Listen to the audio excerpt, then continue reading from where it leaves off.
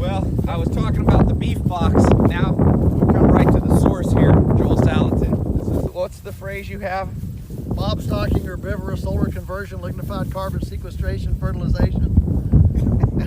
So why does this make better beef for beef? Let's go through it. Mob stocking. Mob stocking. What that means is that notice how they're mobbed up. They're not spread all over the farm.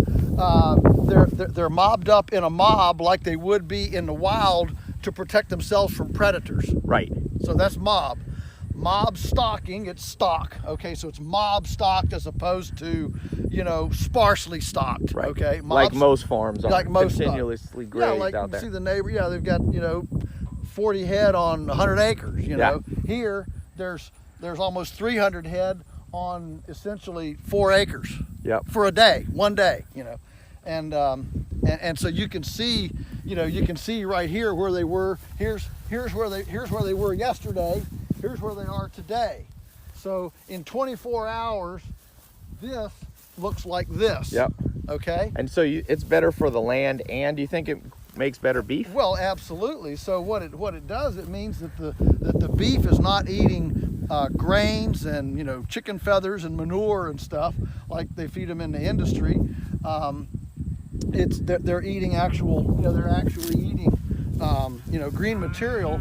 That herbivore is a 4-legged sauerkraut fat, and so they take cellulose and they ferment it in their rumen, and that's what makes them grow. They're not supposed to have grains and manure and feathers and That's what they feed them in factory farms. And silage, which is fermented acidulated stuff. They're supposed to do the fermenting, not fermenting done before it gets to them. So mob stocking, herbivorous. They're herbivores.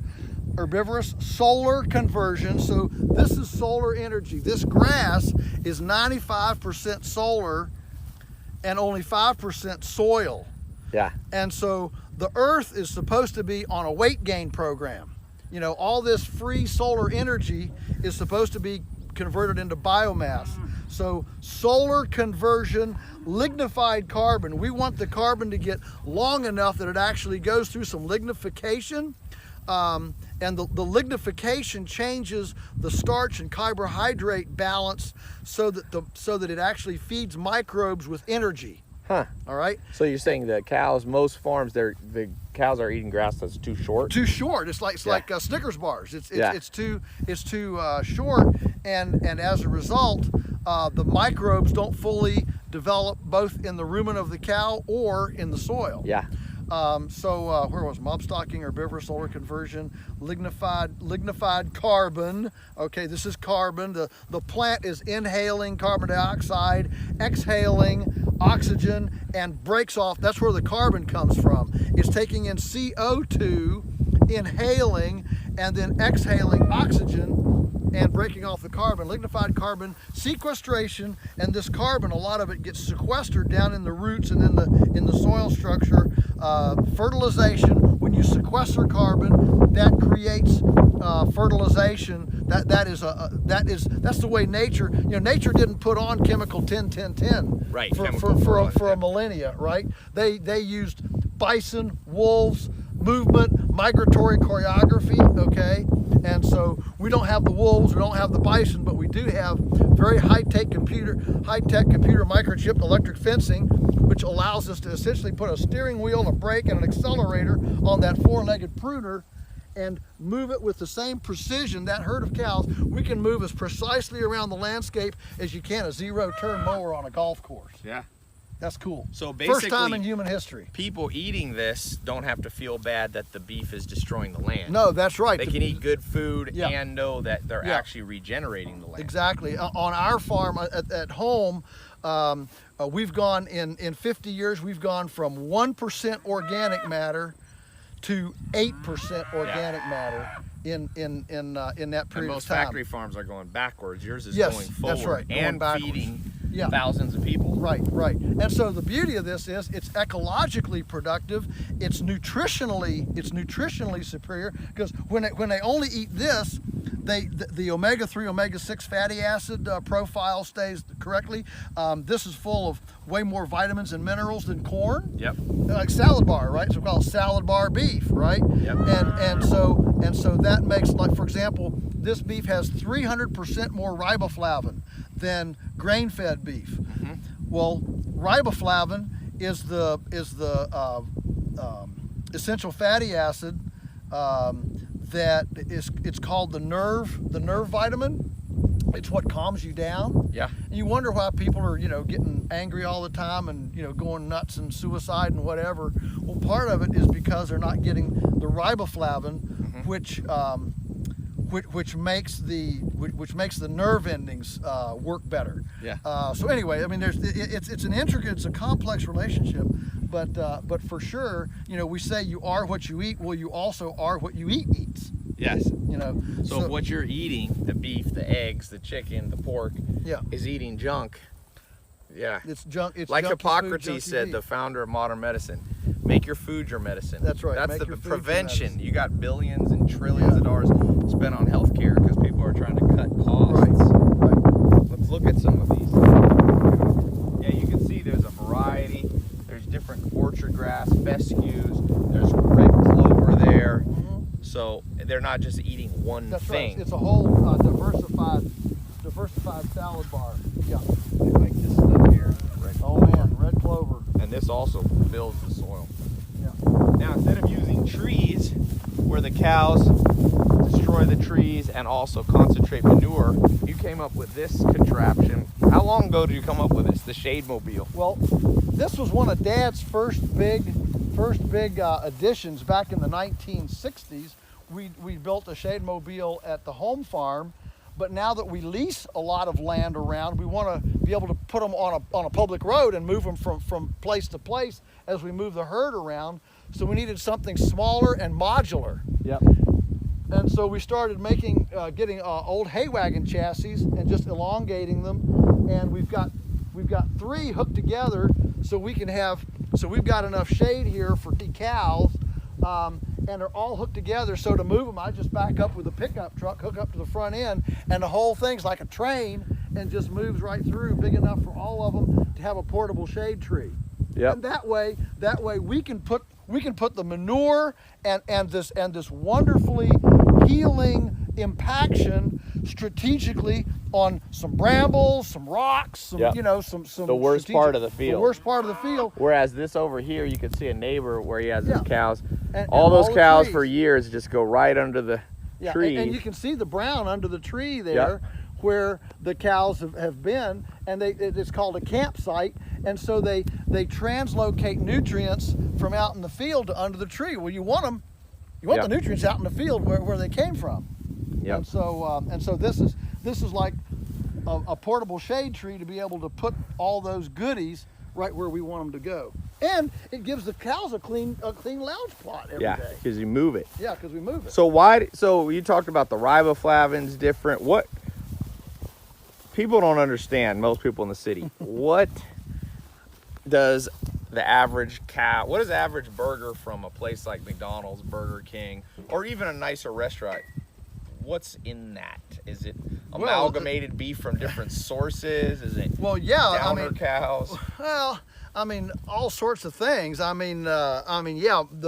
fast food burger industry thrives on spent dairy cows. Yeah. That's what that thrives on. There are other. Then when you get into feedlots. Let's talk about the feedlots. Prime beef, grain-fed beef that you'd find at like Ruth's Chris Steakhouse, that sort of thing. That's all from a feedlot. Yeah. Because you can't get them that overly fat on salad bar. But is that good? Because people think, corn-fed beef, that's what you want. Yeah. Well, the beauty of that is that it covers up a multitude of mistakes. This right here is like fine wine. This takes a lot of skill and management to move these cows every day, give them exactly the right amount, let them get big enough. This is like developing fine wine. Whereas with corn, you can mismanage, you can do all sorts of things, but you dump enough corn and you can make even a poor animal, put on fat. But isn't that meat fattier that when it's Oh, too yeah. marbled, they talk about marbling? It's way fat, and it's bland. The taste is bland. Yeah. It's tender, but it's bland. Yeah. And so our meat actually has a taste to it. It won't have as much of the fat. It won't have quite as much of the fat in it. So you have to cook it slower. If you get one of these boxes and we ship it, or you buy it as beef, don't cook it as fast. Don't microwave it. No. In Argentina, they do it very slow. Very slow.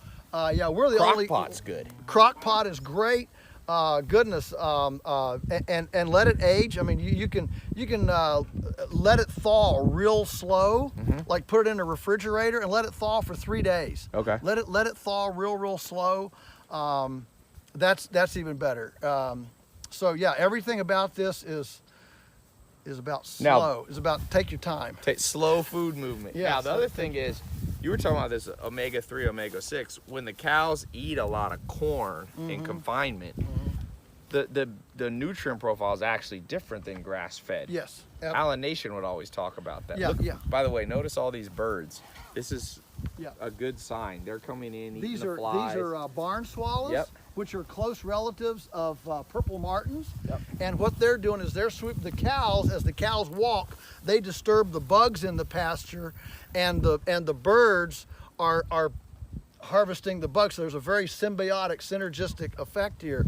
If in a continuous grazed pasture, you don't get nearly the number of bugs and insects that we do when you let it develop to a lignified carbon standpoint. Yeah, that's why you don't see that many flies. This many cows normally would have a lot more flies, but they're coming through eating. There's almost no flies. Yeah, look at that. So going back to the quality, you've done some tests, and they've tested grass-fed versus confinement, and they found omega-3 versus omega-6. Yeah, well, riboflavin is one. I mean, there's the polyunsaturated versus the polyunsaturated is a relationship to saturated. Yep. That's a different profile. Vitamin A, vitamin D, all of your basic vitamins. The profiles are well documented. There will be a little difference from farm to farm on that, but the trend line, if you finish an animal on grass, if you actually finish them on grass with no grain, that nutrient profile is going to be completely different than corn or organic corn or anything. Yeah, so even organic. Most organic is still coming from a feedlot. It's still coming from, and I'll cut in some footage where you see it's just dirt and mud, manure and muck in the cows. Yeah, and we're out here among almost 300 head. I mean, you can see how close we are. Yeah. There is no odor. Nope. You can come out here and eat a sandwich. Yeah. And it's and look totally how tame they are. You can tell when animals are happy when they're not running. Right. That guy's a little extra happy. There's some heifers in here. There's some females in here. Got a little calf in there. Yeah. And cows do better when they're. Another thing is stressed animals. The stress, the cortisol gets in the meat. Yes, that's right. So animals that are, you could see how peaceful they are. These ones are getting nice and slick. Yeah. So these will be ready to go next spring. Yep. So we're going to take these through the winter. Yep. And then when they pop in the spring, then they'll be ready to go. But they'll be ready. What are your favorite cuts of beef? You like the ground beef, obviously. Burger. Yeah, I like the ground beef. I'll tell you, it's hard to beat. A slow cooked barbecued brisket. Oh yeah. Oh man. Man. Here's the thing about meat, Ty. A lot of people wouldn't realize this, that exercise makes muscles moist. Okay. Non-exercise, and they're moist, but they're tougher. Yeah. The muscles that don't get exercise are tender but drier. Yes. So filet mignon up here on the back, it doesn't get any exercise. It's real tender, but it tends to be kind of dry. You want to marinate it some. Whereas something like a chuck roast on the shoulder, which is like the thigh on a chicken. All right, that's tougher, but it's much more moist. Yeah. So by by having them out in a more natural setting like this, where they actually can walk around and get more exercise, it actually moistens moistens the muscle, and it's which makes it a little more tasty. Yeah. Yeah. Well, this has been your lesson straight from Joel Salatin. I'm gonna put a link to get a box. We're gonna deliver a box of grass-fed beef, the quality you're seeing right here. We're gonna be shipping it to your doors. So click the link up here, click below. Hey girl. That's actually a male right there. Hey. We might have an action shot here. Me running. But yeah, we're gonna be doing this box. There's other boxes out there. You can go to Whole Foods. There's good beef. But my philosophy is I like to know where it comes from, and I know where this beef is coming from. This is what I feed myself. This is what I feed, you know, my family, my friends. So with food, there's so much mislabeling, and there's so much fudging of the line. Just because it says this doesn't necessarily mean it's as healthy. I like to come out here and see the source of the beef that I'm sending you. So yeah, click the link. I've got some more information on the next page, and I've got the price down as low as I can, and you'll see the shipping costs and all that. We try to waive the shipping costs. We've got different size boxes so that you can get one if you want to just try it, test it out yourself. We've got it. We've got a money back guarantee. Get a box and the beef doesn't taste like what you thought and the meat's not what you think. We're adding chicken, we're adding pork, sausage, bacon, good chicken. Chicken's on a real limited supply because it's raised out on pasture. You can't raise like they do in factory farms. So like I said, money back guarantee. You don't even have to ship the meat back. If it's not good, we'll send you every penny back. That's important. That's stand behind what we have. And we'll put cooking instructions in there. You don't have to cook it much different. We'll have ground beef in there. We'll have some steaks in there. And then we also have an extra upgrade after you get the main box. It's kind of like a club, a food club.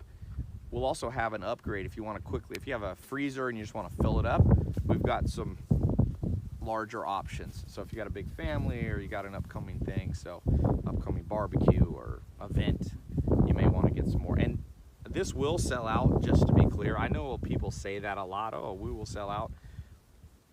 There's not that many farms raising it like Joel does, like Polyface Farms. So there's definitely limited supply. I've only been able to get them to agree to give me a certain amount of beef every month. So do not procrastinate. Joel's pretty famous. You might have read about him in Time magazine. You know, he's probably the most well-known farmer in the world, and you're getting that opportunity to get the food. I own a ranch, a farm right next to his farm. So I've seen it with my own eyes. Is my first apprenticeship. I went when I was 19. I worked, raised cows this way. So this is the good stuff. This is what you want to eat. And it's funny.